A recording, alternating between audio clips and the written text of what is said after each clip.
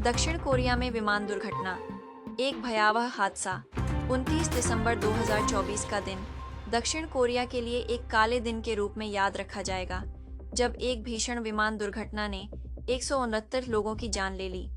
यह हादसा मुआन अंतर्राष्ट्रीय हवाई अड्डे पर हुआ, जब एक यात्री विमान लैंडिंग के दौरान रनवे से फिसलकर आग की चपेट में आ गया। कहानी की शुरुआत बैंकॉक से मुआन आ रहे विमान में 181 यात्री और चालक दल के सदस्य सवार थे।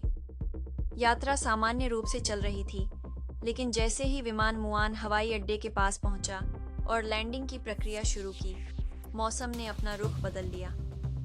रनवे पर अचानक से आई फिसलन ने विमान के पायलट को नियंत्रण खोने पर मजबूर कर दिया। विमान लैंडिंग करते ही रनवे से बाहर निकल गया और तेजी से आग की चपेट में आ गया। आग की लपटों में फंसी जाने विमान में आग लगने के बाद हड़कंप मच गया। विमान के भीतर कुछ यात्री आग से बुरी तरह झुलस गए, जबकि कई अन्य घबराहट और डर से निकलने की कोशिश कर रहे थे। आग इतनी भयंकर थी कि विमान के अधिकांश हिस्से जलकर राख हो गए। घटनास्थल पर पहुंचे बचाव कर्मियों ने राहत और बचाव कार्यों में अपनी पूरी ताकत झोंकी, लेकिन तब तक विमान में सवार 169 लोगों की मौत हो चुकी थी। कुछ लोग गंभीर रूप से घायल हो गए, जिन्हें अस्पताल में भर्ती कराया गया।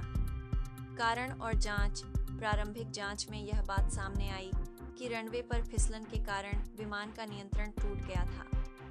हालांकि विमान दुर्घटना के असल कारणों का पता लगाने के लिए विस्तृत जांच शुरू की गई है।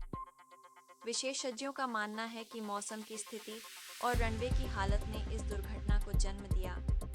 सरकार की प्रतिक्रिया।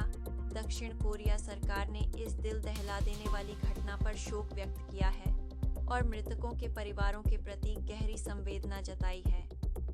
राहत और बचाव कार्यों में लगी आपातकालीन सेवाओं ने दिन रात काम किया ताकि घायलों को समय पर उपचार मिल सके। सरकार ने इस घटना की गंभीरता को स्वीकार करते हुए दुर्घटना के कारणों की पूरी जांच करने का आश्वासन दिया है। दुखद अंत। यह हादसा दक्षिण कोरिया के विमानन इतिहास में सबसे भीषण दुर्घटनाओं में से एक माना जा रहा है। इस हादसे ने न केवल दक्षिण कोरिया बल्कि पूरी दुनिया को हिलाकर रख दिया है। विमान में सवार सभी लोग परिवार और दोस्तों से दूर थे और अब वे हमसे हमेशा के लिए विदा हो गए हैं। इस दिल दहला देने वाली घटना ने यह साबित कर दिया कि हर सफर में सुरक्षा को सर्वोच्च प्राथमिकता देना जरूरी है और हमें हर दुर्घटना से कुछ सीखने की आवश्यकता है, ताकि भविष्य में